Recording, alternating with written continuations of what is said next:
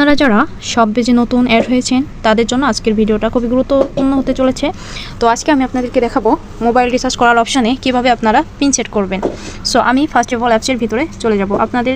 আপনারা যারা এখনও অ্যাপসটি ডাউনলোড করেন নাই তারা প্লে স্টোরে গিয়ে সব বেস রিসেলার প্লেস এই অ্যাপসটা লিখে সার্চ দিলে পেয়ে যাবেন।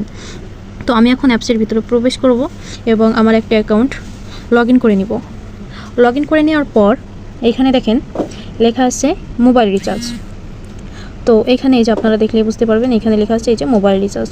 তো এইখান থেকে আমি এখন পিন সেট করে দেখাবো, কারণ আপনারা যখন নতুন সব বেস রিসেলার প্লেসে অ্যাকাউন্ট খুলবেন তখন এই মোবাইল রিচার্জের অপশনে একটা 4 ডিজিটের পিন অ্যাড করতে হয়। অনেকেই আপনারা জানেন না, ভুলভাল করে একটা পিন হুট করে দিয়ে দেন, পরবর্তীতে মোবাইল রিচার্জ করার সময় অনেকটা চিন্তিত বোধ করেন যে কী পিন দিয়েছিলাম, কী হবে না হবে, টাকাটা ব্যাক পাবো কিনা, বা এটা ফেক বা যাই হোক না কেন অনেক কিছুই চিন্তা করেন।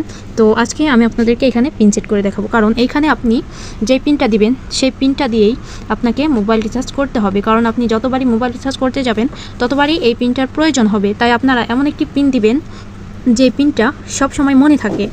সো আমি এইখানে একটা পিন দিয়ে দিচ্ছি, আপনারাও আপনাদের মতো করে একটা পিন দিয়ে দিবেন, কারণ এই পিনটা খুবই গুরুত্বপূর্ণ। তো দেখেন পিনটি সফল হয়েছে, এখানে দেখেন। তো আপনারা যারা মোবাইল রিচার্জ করবেন বা অ্যাকাউন্টে টাকা নেই, দেখেন আমার এইখানে কিন্তু অ্যাকাউন্টে টাকা নেই, 0 টাকা দেখাচ্ছে, দেখছেন আমার এইখানে 0 টাকা, 1 টাকাও নেই, কারণ এটা হচ্ছে আমার একটা নতুন অ্যাকাউন্ট।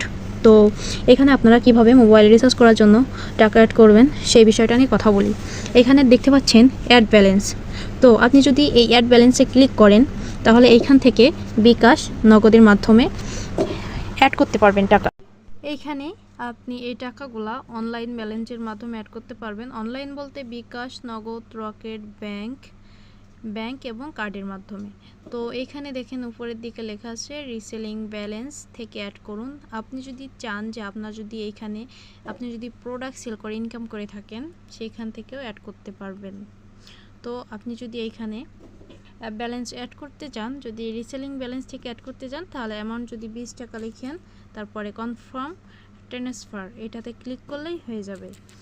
এরপর আপনারা যদি বিকাশ, নগদ মানে পরবর্তীতে যেখান থেকে অ্যাড করতে যান এইখান থেকে অ্যামাউন্ট লিখে তার পরবর্তীতে দেখেন এইখানে লেখা আছে বিকাশ নগদের মাধ্যমে অ্যাড করতে পারবেন।